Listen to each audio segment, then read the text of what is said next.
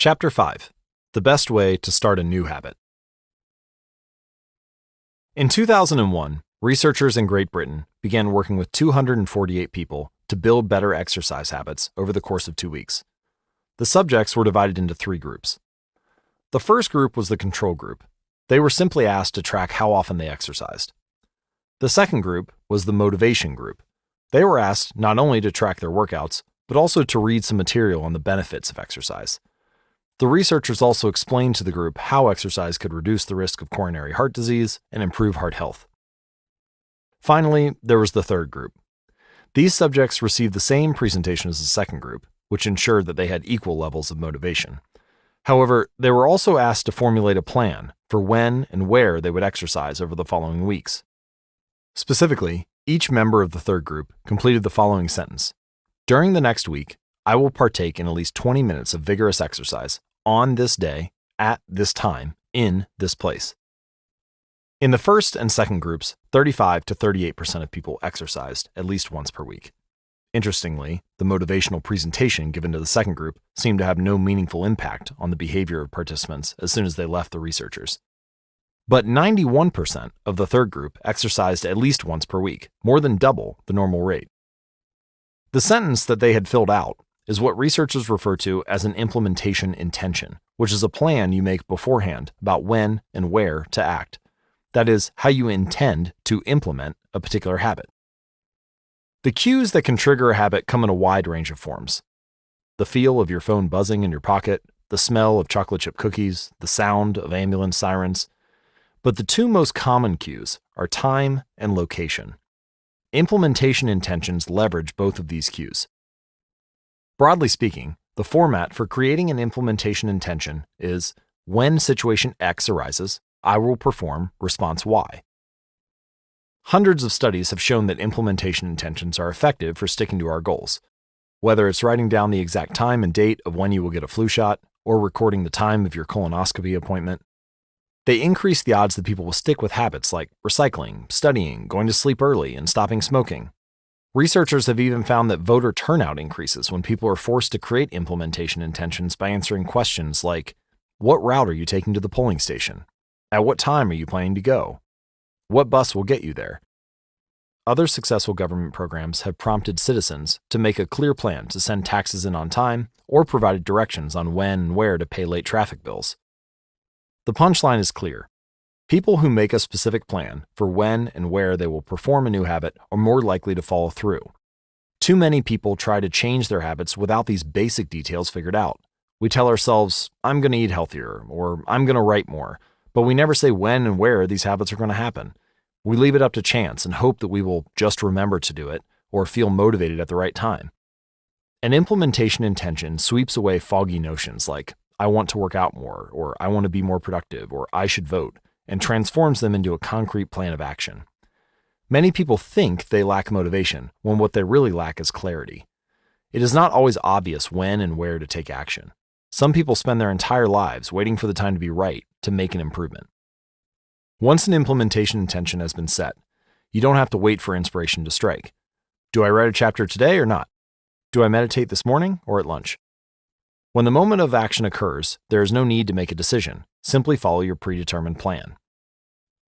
The simple way to apply this strategy to your habits is to fill out this sentence: I will, behavior, at, time, in, location. For example, meditation. I will meditate for 1 minute at 7 a.m. in my kitchen. Or studying. I will study Spanish for 20 minutes at 6 p.m. in my bedroom. Or exercise.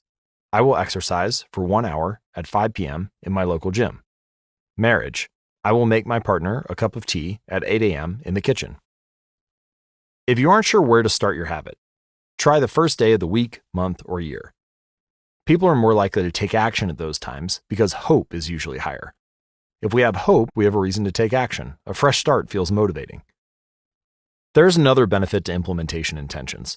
Being specific about what you want and how you will achieve it helps you say no to things that can derail your progress, distract your attention, and pull you off course. We often say yes to little requests because we are not clear about what we need to be doing instead. When your dreams are vague, it's easy to rationalize little exceptions all day long and never get around to the specific things you need to do to succeed. Give your habits a time and a space to live in the world. The goal is to make the time and location so obvious that with enough repetition, you get the urge to do the right thing at the right time, even if you can't say why.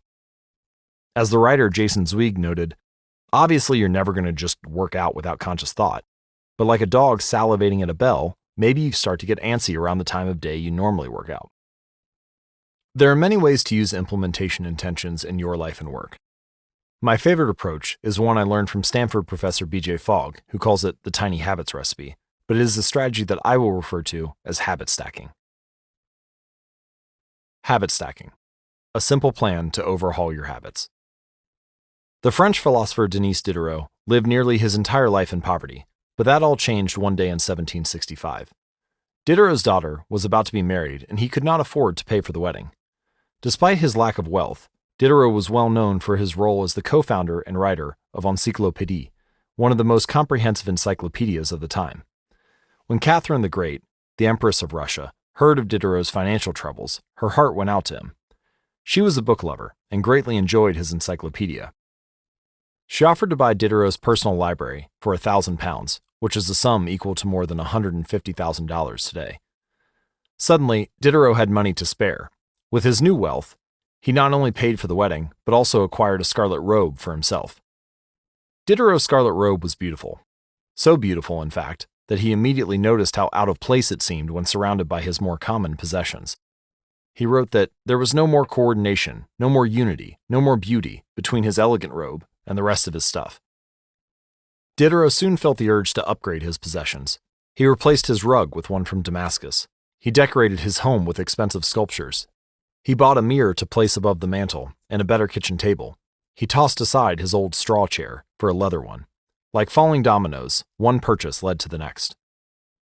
Diderot's behavior is not uncommon. In fact, the tendency for one purchase to lead to another has a name: the Diderot effect. The Diderot effect states that obtaining a new possession often creates a spiral of consumption that leads to additional purchases. You can spot this pattern everywhere. You buy a dress and have to get shoes and earrings to match.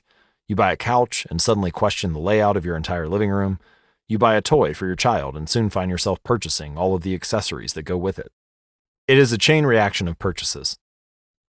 Many human behaviors follow this cycle. You often decide what to do next based on what you have just finished doing. Going to the bathroom leads to washing and drying your hands, which reminds you that you need to put dirty towels in the laundry, and so you add laundry detergent to the shopping list, and so on. No behavior happens in isolation. Each action becomes a cue that triggers the next behavior. All right, why is this important? Well, when it comes to building new habits, you can use the connectedness of behavior to your advantage. One of the best ways to build a new habit is to identify a current habit that you already do each day, and then stack your new behavior on top. This is what I call habit stacking. Habit stacking is a special form of an implementation intention. Rather than pairing your new habit with a particular time and location, you pair it with a current habit. This method, which again was created by B.J. Fogg as part of his Tiny Habits program, can be used to design an obvious cue for nearly any habit. So the habit stacking formula is after current habit, I will new habit. For example, meditation. After I pour my cup of coffee each morning, I will meditate for 1 minute. Exercise. After I take off my work shoes, I will immediately change into my workout clothes. Gratitude. After I sit down to dinner, I will say one thing I'm grateful for that happened today. Marriage.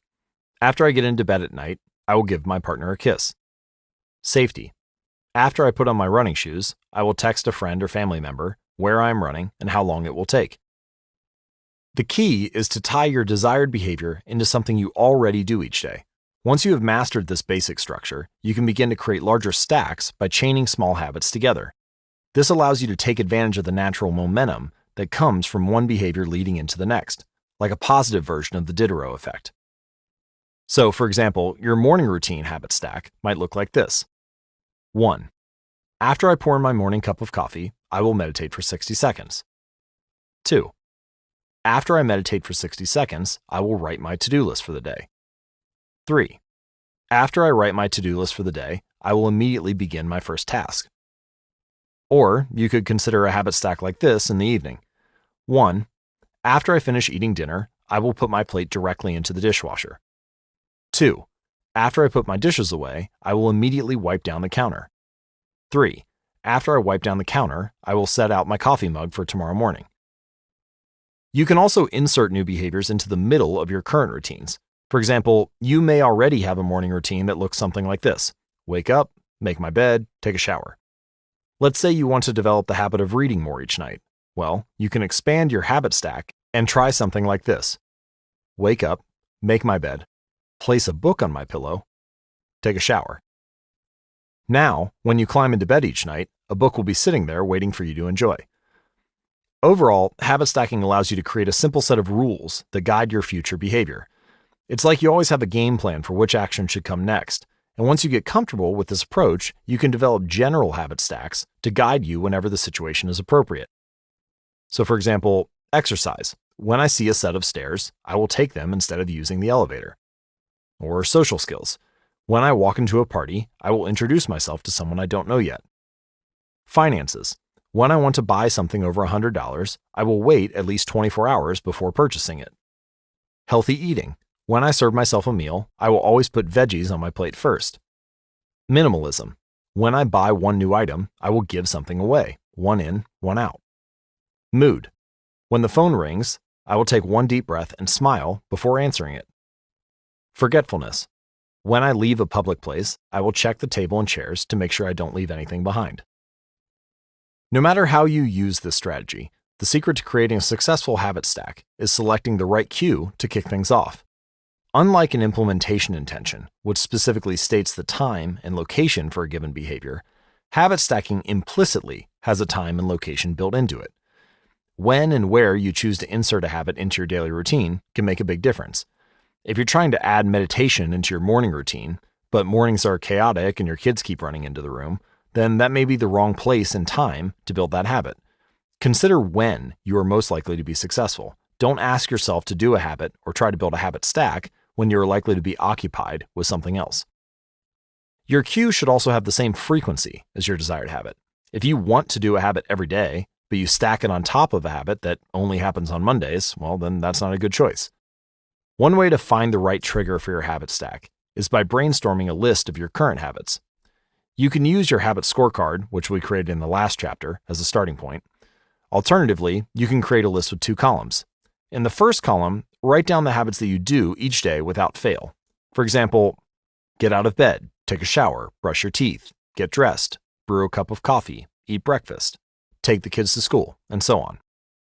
Your list can be much longer, but you get the idea. In the second column, write down all of the things that happen to you each day without fail. For example, the sun rises, or you get a text message, the song you are listening to ends, or the sun sets. Once you're armed with these 2 lists, you can begin searching for the best place to layer a new habit into your lifestyle. If you're looking for more examples and guidance on this, you can download a habit stacking